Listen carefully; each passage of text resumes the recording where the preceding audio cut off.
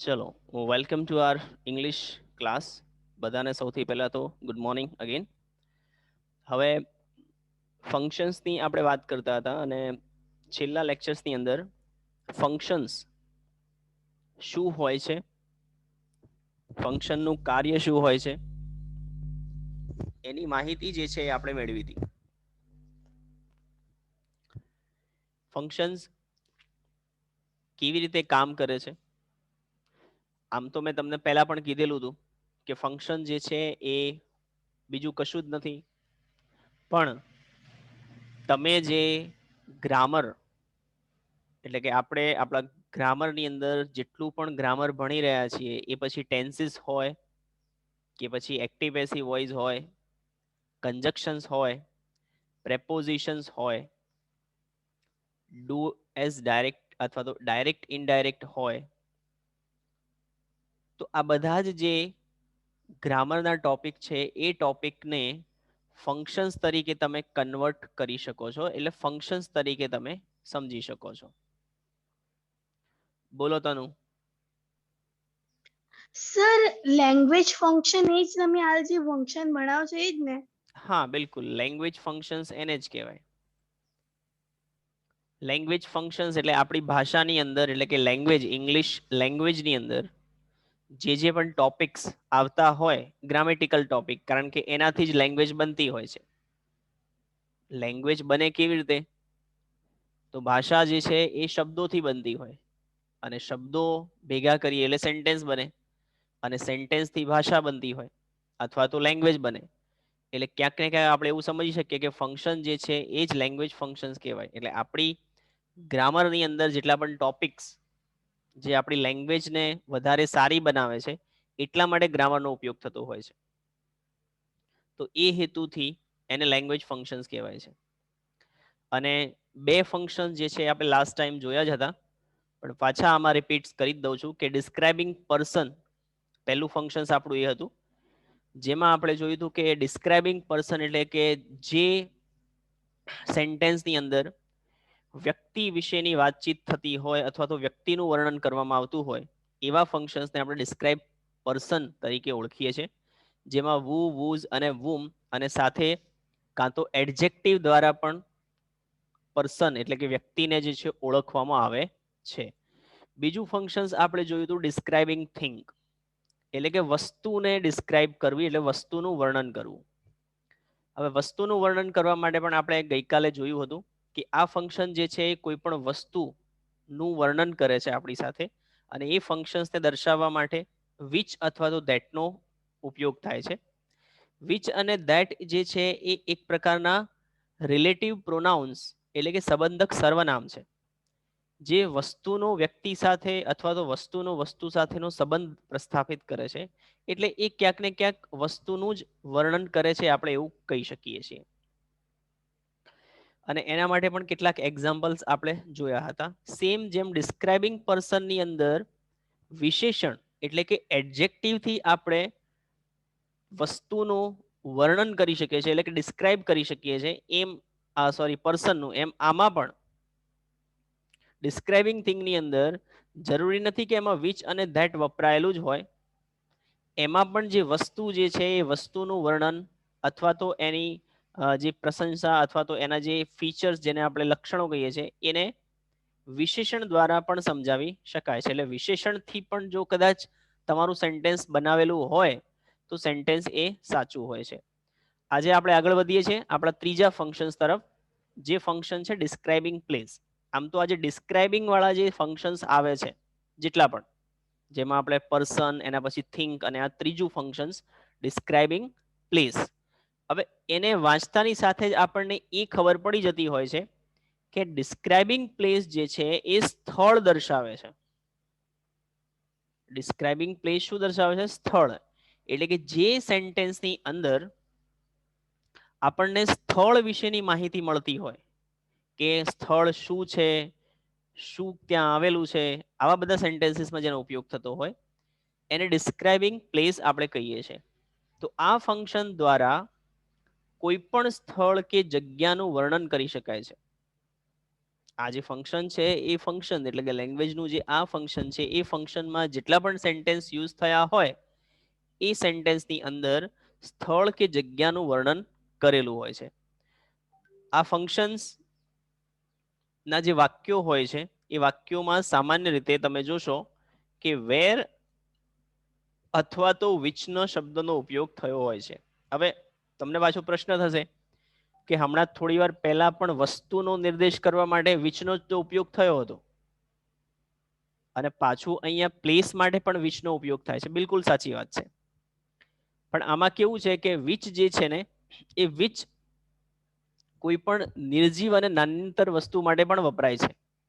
એટલે તમારે વિચ પહેલા જે નાઉન વપરાયેલું છે એ નાઉન કેવા પ્રકારનું છે, એ વસ્તુનો નિર્દેશ કરે છે કે જગ્યાનો નિર્દેશ કરે છે, એ તમારે ખાસ જોઈ લેવાનું. આમ તો ડિસ્ક્રાઇબિંગ પ્લેસ હોય અથવા તો કોઈ પણ ફંક્શન્સ હોય, ફંક્શન્સને આઈડેન્ટિફાય કરવાના હોય છે, ઓળખવાના હોય છે. તો એ ઓળખવા માટે મેઇન ખાસ વસ્તુ તો એક જ હોય કે જેમાં તમને આપેલા અલ્ટિમેટલી તમને જે પણ કંજક્શન્સ અથવા તો શબ્દો આપેલા છે, દાખલા તરીકે વિચ અને વેર, તો એની આગળ એ જે યુઝ થયા છે એની આગળ જે સેન્ટેન્સ અથવા તો નાઉન છે એ નાઉન તમને શેનો નિર્દેશ કરે છે તમારે એ સમજી લેવાનું. દાખલા તરીકે અહીંયા એક્ઝામ્પલ છે કે mount Abu is the place where we went for a picnic. કે માઉન્ટ આબુ એ જગ્યા છે કે જ્યાં અમે પિકનિક માટે ગયા હતા. તો સેન્ટેન્સમાં આપણને વેરના માધ્યમથી માઉન્ટ આબુ પ્લેસનું વર્ણન કરવામાં આવ્યું છે. એટલે આપણે એવું કહી શકીએ કે જગ્યા એટલે કે ડિસ્ક્રાઇબિંગ પ્લેસ કરી રહ્યું છે. પછી છે the market was crowded with hawkers. જો આમાં કોઈ પણ પ્રકારનું વેર અથવા તો વિચ વપરાયેલું નથી, પણ અહીંયા લખ્યું છે કે the market was crowded with hawkers, એટલે કે જે માર્કેટ છે એટલે માર્કેટ જગ્યાનું નામ છે. તો માર્કેટ ઇન્ડિકેટિંગ અ પ્લેસમેન્ટ. માર્કેટ શું ઇન્ડિકેટ કરે છે? પ્લેસ ઇન્ડિકેટ કરે છે. અને એના જ કારણે એ કેવું છે? હોકર્સ એટલે ફેરિયાવાળા. હોકર્સનો મિનિંગ શું થાય? ફેરિયાવાળા. તો એ ફેરિયાવાળાઓથી ખૂબ જ ભરેલું છે, ક્રાઉડેડ છે, ગીચોગીચ છે, આપણે એવું કહી શકીએ. એટલે એ માર્કેટ કેવું છે, એ જગ્યા કેવી છે, એનો અહીંયા વર્ણન કરે છે સેન્ટેન્સમાં. એટલે આપણે એવું કહી શકીએ કે જ્યારે આ પ્રકારે સેન્ટેન્સની અંદર વેર અથવા વિચ સિવાય પણ વસ્તુ પ્લેસ જે છે એટલે કે જગ્યા જે છે એનું વર્ણન કરી શકાય છે. ત્રીજું સેન્ટેન્સ છે Taj Mahal which is famous monument is in Agra. Taj Mahal કે જે, અહીંયા વર્ડ તો વપરાયો છે કે જેના અર્થમાં જ, પણ અહીંયા વિચ જે છે એ વિચ હંમેશા નિર્જીવ વસ્તુ અથવા તો આ રીતની કોઈ નાન્યતર જાતિ માટે પણ વપરાય. અને તાજમહેલ એ પ્લેસ છે ને પ્લેસ નાન્યતર જાતિમાં આવી શકે છે કારણ કે એ મોન્યુમેન્ટ છે, મોન્યુમેન્ટ નિર્જીવ હોય. તો Taj Mahal which is famous monument is in Agra. તો એ આગ્રામાં છે. તો તાજમહેલ એ વસ્તુ છે અને એના વિશે અહીંયા આગ્રામાં આવેલું છે, એટલે કે પ્લેસમેન્ટ જે છે એની ચર્ચા અહીંયા થાય છે. ઘણી વખત તમને એવો પ્રશ્ન થાય અહીંયા કે સ્ટ્રક્ચર્સમાં કેવી રીતે હોય, તો હું તમને કહી દઉં કે વેર જ્યારે વપરાયેલું હોય ને તો વેરની આગળનું નાઉન એટલે કે પ્લેસ દર્શાવતું નાઉન હશે, બરાબર. અને પછી વેરનો ઉપયોગ થયો હોય અને પછી જે સેન્ટેન્સ આવતું હોય એ સેન્ટેન્સ તમારે અહીંયા લખવાનું. એટલે એ જે પણ હોય subject plus verb plus et cetera, આ રીતનું સેન્ટેન્સ જે છે એ તમારું બનતું હોય છે, બરાબર. જ્યારે તમે વેરનો ઉપયોગ કરો તો વેરની આગળ હંમેશા શું હોય? નાઉન આપેલું હોય અને એ નાઉન પણ કેવું હોય? જગ્યા દર્શાવતું હોય એવું, એટલે કે પ્લેસ દર્શાવતું હોય એવું. એ પ્રકારે તમે નાઉનનો ઉપયોગ અહીંયા કરી શકો છો. તો આ પ્રકારે આપણે ડિસ્ક્રાઇબિંગ પ્લેસ જે છે એની આપણે અહીંયા ચર્ચા કરી. આગળ વધીએ.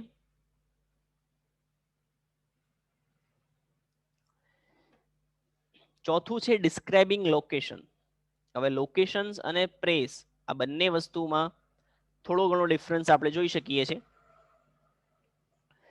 આ ફંક્શન દ્વારા કોઈ પણ વ્યક્તિ કે વસ્તુ કઈ જગ્યાએ આવેલી છે તે જાણી શકાય છે.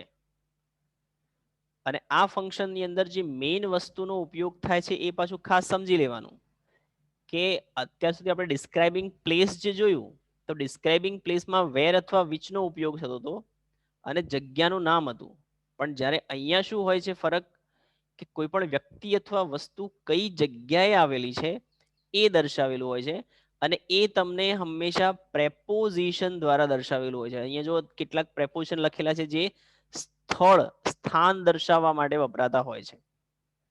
એટલે જો આવા પ્રકારના પ્રેપોઝિશન્સ તમને આપેલા હોય સેન્ટેન્સની અંદર વેર અને વિચ ન આપેલું હોય પણ પ્રેપોઝિશન્સ આપેલા હોય જેવું કે in, on, near, behind, here, there, in front of, at, તો આ જે છે એ પ્લેસ દર્શાવતા એટલે કે લોકેશન દર્શાવતા શું છે શબ્દો છે અથવા તો પ્રેપોઝિશન્સ નો ઉપયોગ જે છે એ ડિસ્ક્રાઇબિંગ લોકેશન્સ કરવા માટે થતો હોય છે. દાખલા તરીકે એક્ઝામ્પલ છે the program is in the hall. તો અહીંયા જુઓ તમે ઇન શબ્દનો ઉપયોગ થયો છે.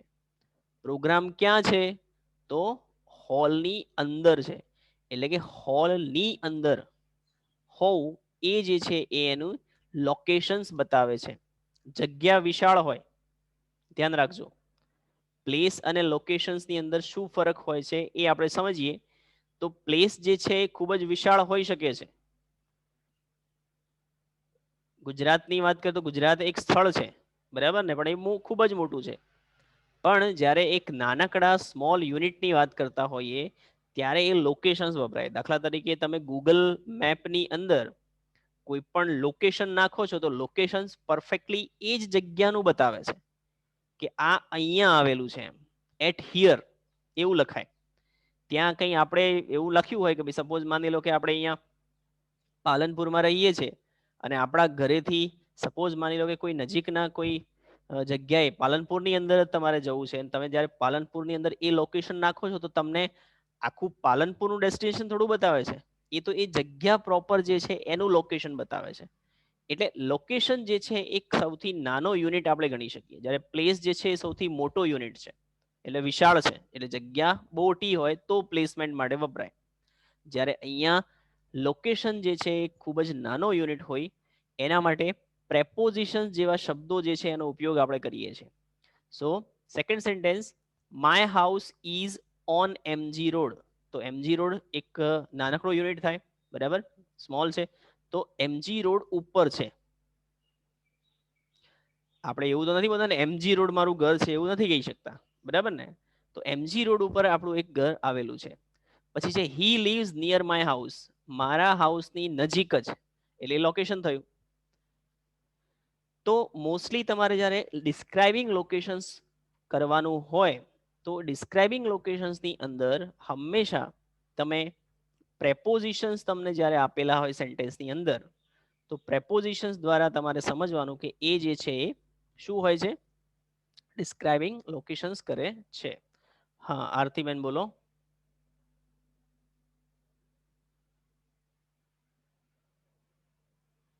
ક્વેશ્ચન છે આરતી.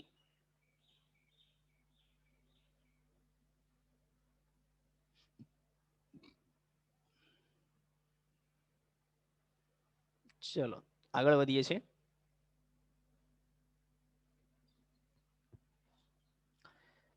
પાંચમું લોકેશન આઈ મીન ફંક્શન જે છે એ છે ડિસ્ક્રાઇબિંગ ટાઈમ અને સ્પેસિફાઈંગ ટાઈમ. ડિસ્ક્રાઇબિંગ ટાઈમિંગ કહો કે સ્પેસિફાઈંગ ટાઈમ કહો બરાબર, બંને એકબીજાના પૂરક જ આપણે ગણી શકીએ છીએ. ડિસ્ક્રાઇબિંગ ટાઈમ અને સ્પેસિફિક ટાઈમ જે છે એ દર્શાવવા માટે આ ફંક્શનમાં શેનો ઉપયોગ થતો હોય છે, તો આ ફંક્શન દ્વારા કોઈ પણ ક્રિયાનો સમય જાણી શકાય. સ્પેસિફિક ટાઈમ ટાઈમ દર્શાવતું હોય ને, ટાઈમનું વર્ણન કરતું હોય અથવા તો ટાઈમ દર્શાવતું હોય, સ્પેસિફાય કરતું હોય કે ભાઈ આ જે ક્રિયા છે એ પર્ટિક્યુલર આ ટાઈમે અથવા આ સમયે થઈ હતી બરાબર. હવે એમાં બે વસ્તુઓ છે કે આ ફંક્શન્સ માટે યસ્ટરડે, ટુમોરો અથવા તો કોઈ ચોક્કસ સમય કે તારીખ જેવા શબ્દોનો ઉપયોગ થાય. આ તમારે ખાસ યાદ રાખવાનું. આમાં ફંક્શન્સમાં જે વસ્તુ યાદ રાખવાની છે આ જ છે એના કીવર્ડ છે, કારણ કે આ આઈડેન્ટિફાય કરવાનું જ્યારે આપણને પૂછાય તો આઈડેન્ટિફાય કરતી વખતે આપણે ખાસ અને માત્ર એના જે કીવર્ડ છે કીવર્ડ્સ યાદ રાખીએ તો આપણું ઘણું બધું કામ જે છે ઓછું થઈ જતું હોય છે.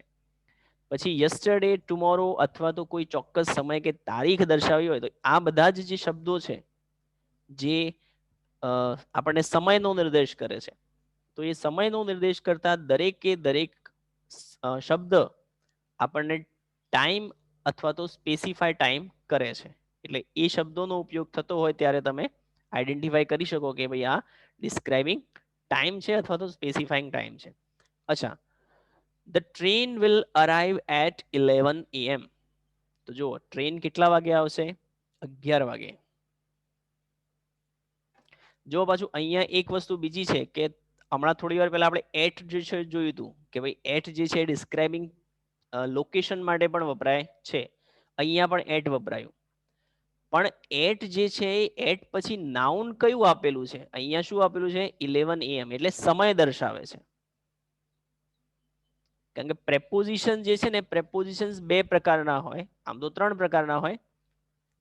એક પ્રેપોઝિશન એવા હોય કે જે સમયનો નિર્દેશ કરતા હોય, એક પ્રેપોઝિશન એવા હોય જે જગ્યા એટલે કે પ્લેસનો નિર્દેશ કરતા હોય, અને કેટલાક પ્રેપોઝિશન એવા હોય કે બંને, કે પ્લેસ અને ટાઈમ બંને દર્શાવે. એટ એવું જ છે. ઘણીવાર ઇનનો પણ ઉપયોગ એવો જ થાય. ટાઈમ દર્શાવ્યો હોય પાછળ ઇન અથવા એટ પાછળ, તો એ સમય દર્શાવતું થઈ જાય. જો જગ્યાનું નાઉન આપેલું હોય, સ્થળનું નામ આપેલું હોય, તો એ ડિસ્ક્રાઇબિંગ પ્લેસમાં જતું રહે, આઈ મીન સ્પેસિફાઈંગ લોકેશનમાં જતું રહે. તો પ્રેપોઝિશન જે છે એ ઘણી વખત આ રીતે વપરાતા હોય. ત્રીજું પ્રેપોઝિશનનો પ્રકાર હોય છે જે વ્યક્તિનો નિર્દેશ કરે. દાખલા તરીકે ટુ જે છે તો કોઈ વ્યક્તિનો નિર્દેશ કરી શકે છે. તો આવા પ્રકારના મોસ્ટલી પ્રેપોઝિશન જે છે એ સ્થાન, સમય અને વ્યક્તિનો નિર્દેશ કરતા પ્રેપોઝિશન તરીકે ઓળખાતા હોય છે. એટલે અહીંયા પાછું એવું ના સમજી લેવાનું કે અહીંયા તો એટ વપરાયું છે તો સર કેમ અહીંયા ડિસ્ક્રાઇબિંગ પ્લેસ અથવા તો સ્પેસિફાઈંગ લોકેશન, ડિસ્ક્રાઇબિંગ લોકેશન ના થઈ શકે? કારણ કે એની પાછળ તમારે ખાસ તો જોવાનું છે કે એની પાછળ સમય આપેલો છે. એટલે આમાં કન્ફ્યુઝન થવી જોઈએ નહીં. પછી I will visit Mount Abu next week. જો અહીંયા પ્લેસમેન્ટ તો આપેલું જ છે Mount Abu, I will visit Mount Abu, પણ એ માઉન્ટ આબુનું ડિસ્ક્રિપ્શન નથી કરતું, માત્ર નામ આપેલું છે. આ વાત સમજવાની, પાછું નહીં તો ઘણાને કન્ફ્યુઝન થાય કે ડિસ્ક્રાઇબિંગ પ્લેસમાં હતું કે એમાં સ્થળનું નામ હતું. આમાં પણ સ્થળનું નામ છે, માઉન્ટ આબુ એક સ્થળ છે, પણ સ્થળનું ડિસ્ક્રાઇબિંગ અહીંયા થતું નથી. પછી બીજો શબ્દ કે ડિસ્ક્રાઇબિંગ લોકેશન પણ નથી થતું, કે આઈ વિલ વિઝિટ, તો વિઝિટ માઉન્ટ આબુની આગળ કોઈ પણ પ્રકારનું પ્રેપોઝિશન યુઝ કરેલું નથી, એટલે એ ડિસ્ક્રાઇબિંગ લોકેશન પણ નથી. અહીંયા મેઇન વસ્તુ છે કે હું નેક્સ્ટ વીક જઈશ, એટલે એ જે છે એ સમયનો નિર્દેશ કરે છે, આપણને સમય દર્શાવે છે. એટલા માટે એ સ્પેસિફિક ટાઈમ અથવા તો ડિસ્ક્રાઇબિંગ ટાઈમ જે છે એ બતાવી રહ્યું છે. પછી ત્રીજું સેન્ટેન્સ છે I went to Ahmedabad yesterday, કે હું ગઈકાલે અહેમદાબાદ ગયો હતો. તો અહીંયા યસ્ટરડે જે સમય દર્શાવે છે એ આધાર ઉપર આપણે એવું કહી શકીએ કે અહીંયા સ્પેસિફાઈંગ ટાઈમ એટલે કે ડિસ્ક્રાઇબિંગ ટાઈમ કરેલ છે. પછી છે the school will begin on June 10. સ્કૂલની શરૂઆત ક્યારે થશે? તો એ થશે 10 જૂનથી. ક્યારે થશે? 10 જૂનથી. તો એ અહીંયા સમય એટલે કે સ્પેસિફાઈંગ ટાઈમ, પર્ટિક્યુલર ટાઈમ એવું બતાવી રહ્યો છે.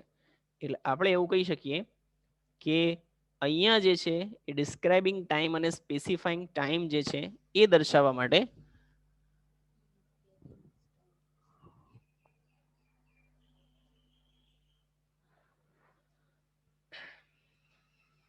સમય દર્શાવતા અથવા તો જે પ્રકારે સ્પેસિફાઈંગ ટાઈમ દર્શાવતા શબ્દોનો ઉપયોગ થયો હોય તો આપણે એવું લખી શકીએ કે ભાઈ આ ડિસ્ક્રાઇબિંગ ટાઈમ અથવા તો સ્પેસિફાઈંગ ટાઈમ જે છે એ બતાવી રહ્યું છે. તો આ હતું આપણું પાંચમું ફંક્શન.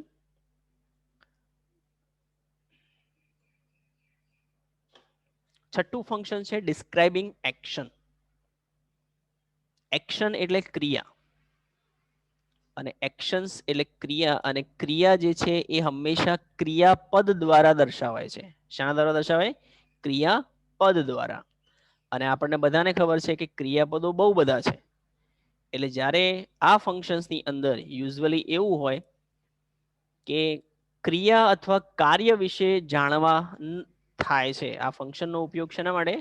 કોઈ પણ ક્રિયા અથવા તો જે કાર્ય છે એ કાર્યને જાણવા માટે આ ફંક્શન્સનો ઉપયોગ થતો હોય છે.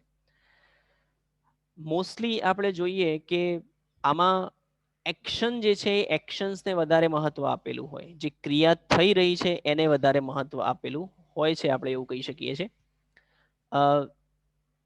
મેં તમને પહેલા પણ જણાવેલું છે કે સેન્ટેન્સની અંદર ઘણીવાર ટેન્સીસ ઉપર પણ જાય. દાખલા તરીકે કોઈ પણ સાદા વર્તમાનકાળની ક્રિયા દર્શાવેલી હોય, કાં તો પછી કોઈ પણ પ્રકારે ચાલુ વર્તમાનકાળની ક્રિયા દર્શાવેલી હોય, તો એ બધી જે છે ચાલુ ક્રિયાઓ છે, જે રોજ થતી ક્રિયાઓ છે, એ ક્રિયાઓ દર્શાવે છે. એટલે આપણે એવું કહી શકીએ કે ભાઈ ત્યાં ડિસ્ક્રાઇબિંગ એક્શન જે છે એ આપણને જોવા મળી રહી છે. તો કેટલાક સેન્ટેન્સ આપણે અહીંયા લખીએ છીએ કે we play cricket every Sunday, કે દર રવિવારે અમે શું કરીએ છીએ? તો ભાઈ ક્રિકેટ રમીએ છીએ. રમવાની એક્શન થાય છે અહીંયા. એટલે પ્લે જે છે એટલે સાદા વર્તમાનકાળમાં આ રીતનું સેન્ટેન્સ જ્યારે આવતું હોય ત્યારે તમે એને ડિસ્ક્રાઇબિંગ એક્શન્સમાં લઈ શકો છો.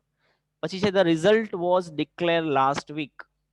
હવે અહીંયા પાછું એક કન્ફ્યુઝન આપણને એ પણ થાય કે સર અહીંયા તો લાસ્ટ વીક આવ્યું, એટલે પેલામાં યસ્ટરડે અને ટુમોરો હતું સમય દર્શાવ, અહીંયા લાસ્ટ વીક દર્શાવ્યું છે. એટલે અહીંયા ડિસ્ક્રાઇબિંગ ટાઈમ કરે છે એ બરાબર છે, પણ સાથે સાથે જે મેઇન એક્શન જુઓ, રિઝલ્ટ વોઝ ડિક્લેર, એટલે કઈ ક્રિયા થઈ? રિઝલ્ટ ડિક્લેર થવાની ક્રિયા થઈ છે. એટલે એક્શન્સ જે છે એ આ દર્શાવે છે. એટલે આપણે સૌથી પહેલા એના પર ધ્યાન આપવાનું. આમાં જો આ જે સેન્ટેન્સ જે છે એ આમ તો એક વખતે પેસિવ સ્ટ્રક્ચર પણ છે. શું છે? પેસિવ સ્ટ્રક્ચર છે. એટલે પેસિવ સ્ટ્રક્ચરનું સ્ટ્રક્ચર છે એટલે એક બીજું ફંક્શન્સ બની શકે, જો કે એ તમારે અત્યારે હાલ તો પોસિબલ નથી કે 10મા ધોરણની અંદર પૂછાય, કારણ કે એ 11th અને 12th ની અંદર આવતું એક છે. Doer is not important. શું છે? ડુઅર. ડુઅર એટલે ક્રિયાનો કરનાર, એટલે કર્તા જે છે એનું મહત્વ નથી. આવું જ્યારે લખેલું હોય ત્યારે સમજવાનું કે પેસિવની સ્ટ્રક્ચર હોય તો જ લખેલું હોય. એટલે જેટલા પણ પેસિવ વોઇસના સેન્ટેન્સીસ આપેલા હોય એમાં ડુઅર ઇઝ નોટ ઇમ્પોર્ટન્ટ આપણે એવું લખી શકીએ. તો એ ફંક્શન જે છે એ એમાં જાય છે. ડુઅર ઇઝ નોટ ઇમ્પોર્ટન્ટ એવું લખેલું હોય તો એ પેસિવની સ્ટ્રક્ચર માટે યોગ્ય છે. પછી છે કરણ ઇઝ રીડિંગ નાઉ. કરણ અત્યારે વાંચી રહ્યો છે. એટલે અહીંયા વાંચવાની જે ફંક્શન્સ ક્રિયા થઈ રહી છે એ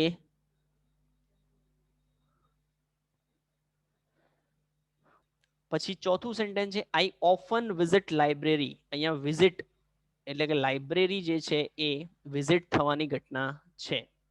આમ તો જોવા જઈએ તો આ ઓફન વર્ડ છે, એટલે જો તમને કેવા પ્રકારના ઓપ્શન્સ આપ્યા છે એમાં પણ છે, કારણ કે ઓફન, ઓલવેઝ, રેગ્યુલરલી, આવા બધા જ્યારે એડવર્બ ઉપયોગ થતા હોય ત્યારે એ જે છે એ ફ્રીક્વન્સી ઓફ એક્શન જે છે એ બતાવે છે. બતાવે તો એક્શન જ છે, કારણ કે ડિસ્ક્રાઇબિંગ એક્શનમાં પણ પાછું ઘણી વખત એવું થાય ફ્રીક્વન્સી ઓફ એક્શન છે કે નહીં. એટલે તમારે ઓપ્શન્સ જોવા પડે કે ઓપ્શન્સમાં ડિસ્ક્રાઇબિંગ એક્શન આપેલું છે કે ફ્રીક્વન્સી ઓફ એક્શન આપેલું છે. એ આપણે શીખીશું પછી ફ્રીક્વન્સી ઓફ એક્શનમાં કયા કયા કીવર્ડ્સ આવે છે અને શું છે. પણ આ તો અહીંયા એકચ્યુઅલી એ શબ્દનો ઉપયોગ થયો છે એટલે મેં તમારી સાથે ચર્ચા એની કરી લીધી. તો આ રીતે ડિસ્ક્રાઇબિંગ એક્શન જે છે એને સમજવા અને આઈડેન્ટિફાઈ કરવા માટે આપણે આ પ્રકારે કેટલાક કીવર્ડ્સનો ઉપયોગ કરી શકીએ છીએ. જો કે ડિસ્ક્રાઇબિંગ એક્શન્સમાં તો માત્ર ને માત્ર એક્શન કઈ થઈ રહી છે, એક્શન વર્બ જે કયો વપરાયેલો છે એના ઉપર જ આપણે ધ્યાન આપવાનું હોય છે, જેથી કરીને આપણે ડિસ્ક્રાઇબિંગ એક્શન જે છે એ સમજી શકીએ છીએ. તો આ 6 ફંક્શન જે છે અલગ અલગ, સૌથી પહેલા ડિસ્ક્રાઇબિંગ પર્સન, એના પછી ડિસ્ક્રાઇબિંગ થિંગ, એના પછી describing time, describing place, describing location, બરાબર. એના પહેલા આપણે શું જોયું? તો એ પ્રકારે જે સેન્ટેન્સીસ આપણે જોયા છે એની વાત કરી દઈએ. તો એના પહેલા આપણે ડિસ્ક્રાઇબિંગ ટાઈમ, સ્પેસિફાઈ ટાઈમ, બરાબર. Describing location, describing place, describing things અને ડિસ્ક્રાઇબિંગ પર્સન.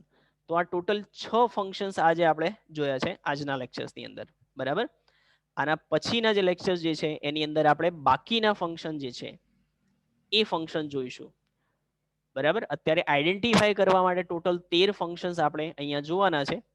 તો એ પૂરા થઈ જાય એના પછી આપણે કેવી રીતે ફંક્શન્સના સેન્ટેન્સ, જો કે હું અહીંયા સાથે સાથે એની સ્ટ્રક્ચર પણ તમને લખાવતો જોઉં છું, પણ તે છતાં પણ અલગથી એની પ્રેક્ટિસમાં આપણે વધારે સારી રીતે જોઈશું. અત્યારે હાલ આપણે આઈડેન્ટિફાઈ કરવાનું શીખી રહ્યા છીએ. 3 માર્ક્સ કેવી રીતે મેળવવા એની ચર્ચા આપણે કરી રહ્યા છીએ.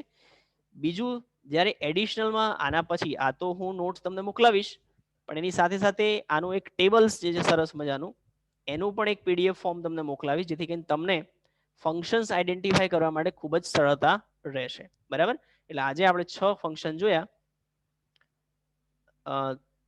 હવે કોઈનો ક્વેશ્ચન્સ હોય તો આપણે સૌને અનમ્યુટ કરીએ છીએ, તો ક્વેશ્ચન્સ મને પૂછી શકો છો.